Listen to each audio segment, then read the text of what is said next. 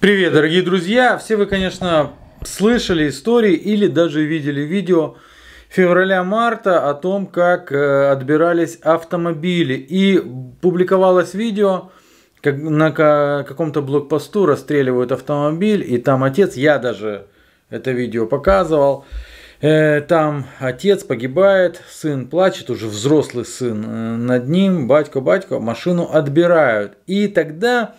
В этот период никто не мог понять, кто это делает. Единственный случай трэшовый, который четко знаю, кто это сделал, четко на 100%, это расстрел семьи в джипе. Там я даже публиковал фотографии, которые были сделаны там, буквально за несколько минут до этого, там базировалась тероборона. Я опубликовал эти фотографии, но кому это надо?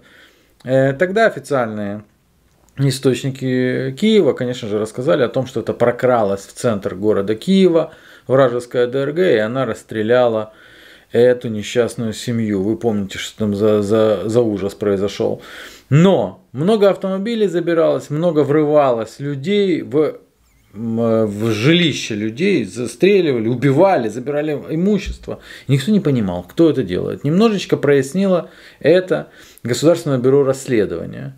То есть никто не снимает ответственности с тех, кто мог это делать, кто-то другой. Да? Но то, что это делали сотрудники СБУ, теперь это уже не мои слова. Государственное бюро расследования проводит ряд расследований в отношении как раз-таки таких сотрудников СБУ, которые отбирали автомобили, грабили граждан в феврале-марте 2022 года. Волею случая ко мне в руки попали материалы из этих расследований. Итак, мы приступаем. Итак, досудебное расследование. Уголовное дело номер 12 0 22222 11 330 1192 19 мая 2022 года гласит о том, что на протяжении февраля-марта 2022 года неустановленные вооруженные сотрудники управления СБУ в Харьковской области незаконно захватывали транспортные средства граждан Украины на территории города Харькова. Внедорожник Toyota RAV4, он был украден из автосалона, легковушка Citroën Nemo, угрожая оружием, отобрали прямо на перекрестке. Toyota Camry, завладели также Toyota Camry, я так понимаю, также где-то просто тупо на улице. При совершении этих преступлений, то есть завладения этими транспортными средствами, сотрудники СБУ активно использовали оружие, которое было брошено другими сотрудниками СБУ, спешно убегавшими и не потрудившимися забрать это оружие. В частности, сотрудники УСБУ в Харьковской области вместе со своими подельниками во время совершения указанных преступлений использовали оружие, которое было брошено в помещениях УСБУ в Харьковской же области сразу после эвакуации личного состава в конце февраля 2022 года. Этими же сотрудниками СБУ был незаконно похищен и удерживался 6 суток гражданин Украины. По информации следствия, с этого гражданина требовали значительные денежные средства, пользуясь ситуацией неразберихой. Из всей преступной группы пока что за полгода следственных действий нашли только одного. Это сотрудник охраны 3-й категории 2-го сектора режимно-секретного отдела управления СБУ в Харьковской области Панцулай Эльдар Автандилович, 85-го года рождения. Остальные деятели пока что не установлены. То бишь таки да, это были сотрудники Службы безопасности Украины, которые в феврале-марте отбирали у гражданских лиц автомобили. Мы не знаем, что случилось с теми гражданскими лицами, которые отказывались отдавать им автомобили, хотя представляем. А война все спишет, и можно потом рассказать о том, что ДРГ вторглись, куда здесь, в центр Харькова. Следующее досудебное производство. Номер 6202 тра-та-та. 18 марта 2022 года сотрудники СБУ превысили свои служебные полномочия. А именно, знаете, в чем заключалось превышение полномочий? Они задерживали Донского Андрея Борисовича и убили его. А знаете, для чего они пришли в квартиру Донского? Ну, чтобы его ограбить. Есть показания жены.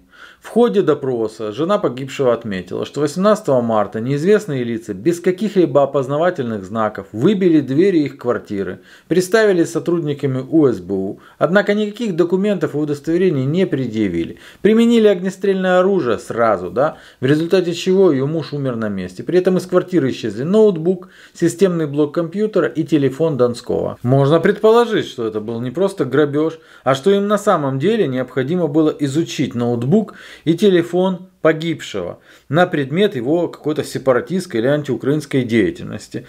Но они его убили, в принципе, привели приговор в исполнение, сразу же на месте, без суда. При этом был запрос, производились ли какого-то рода следственные действия вот тогда. Следственными органами был направлен запрос в Главное управление СБУ с целью установления причастности сотрудников СБУ к смерти Донского и предоставлена информация относительно проведения спецоперации или других мероприятий по адресу погибшего не должно было проводиться, а причастные к инциденту сотрудники СБУ не установлены. Кроме этих дел, Государственное бюро расследования проводит еще расследование касательно гостайны и оружия. Дело номер такое, это 28 марта за утрату оружия, негосударственную тайну. Установлено, что после эвакуации 24 февраля в служебных кабинетах начальника управления, сектора мобилизации и территориальной обороны, отдела кадров, режимно-секретного отдела и других помещениях административного здания УСБУ в Сумской области были оставлены план передислокации управления, ключи, штампы, печати, оттиски, бланки служебных удостоверений, шифр телеграммы, военные билеты, списки личного состава СБУ, списки кандидатов на службу, списки офицеров запаса, личные дела сотрудников, флешки, рабочие компьютеры. К тому же в гаражах, в боксах УСБУ в Сумской области было брошено оружие, боеприпасы, другое военное имущество и транспорт. Идет перечисление, в частности, боеприпасы, оружие, ПН, пистолет сигнальный, шлемы, пулезащитные, шлемы другие, партия такая-то, бронежилеты были брошены, было брошено, по сути, все, и в рамках этого дела проходит также расследование. Мы проверили это в открытых источниках, и как минимум по одному делу в открытых источниках информация уже есть. Почему этой информации нет? Другой этой информации пока что, я надеюсь, в открытых источниках, потому что, по всей видимости, в этом усматривается, возможно, какая-то тайна. И вообще, знаете, нехорошо об этом рассказывать, потому что Служба безопасности Украины, чтобы вы знали, вас бережет. И с февраля, даже если были там плохие сотрудники, то они уж явно переформатировались, и никогда бы у них рука не поднялась. В такие страшные дни, когда люди были брошены наедине с собой, со своими проблемами и с обстрелами, еще грабить этих людей, убивать, похищать и мучить. Но как же удобно тогда было это делать, а потом списывать на вражеские ДРГ. У меня все пока что. Пока. Всем привет. Запорожье на связи. Мы продолжаем помогать жителям города. Наши волонтеры передали гуманитарную помощь 60 семьям. 145 человек получили продукты питания и лекарства. Из них 29 семей с детьми, в том числе с детками-инвалидами. 4 беременных, 31 семья со статусом ВПО. 6 лежачим больным мы передали памперсы. Остаемся на связи. Мирного неба. Доброе утро, мы с Николаева. К развозке продуктов готовы. Получили гуманитарную помощь от вас. Большое спасибо. Для нас, пенсионеров, это большая поддержка. Спасибо вам за гуманитарную помощь.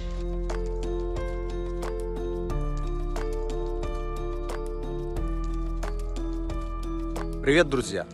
Это отчет депутатов ППШ о проделанной работе за неделю. Мы собрали и передали продуктовые наборы для 4 семей. Помогали городскому совету с разгрузкой металлопластиковых окон, которые с 31 октября будут выдаваться владельцам частных домовладений, чьи дома пострадали от обстрелов войсками РФ. Всем мирного неба, берегите себя и берегите своих близких. Привет, друзья! Одесса на связи. Наша команда продолжает трудиться в гуманитарном плане. Мы помогли переселенцам с Херсонской и Николаевской области.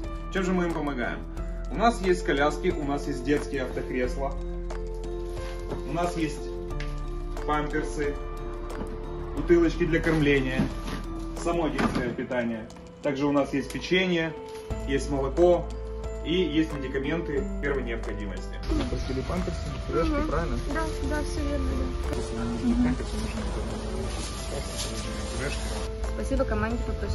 Спасибо команде ППШ за помощь. Спасибо большое Ивану Орлову за гуманитарную помощь для ребенка. Мы продолжаем трудиться, а вам желаю мирного неба. Всем пока!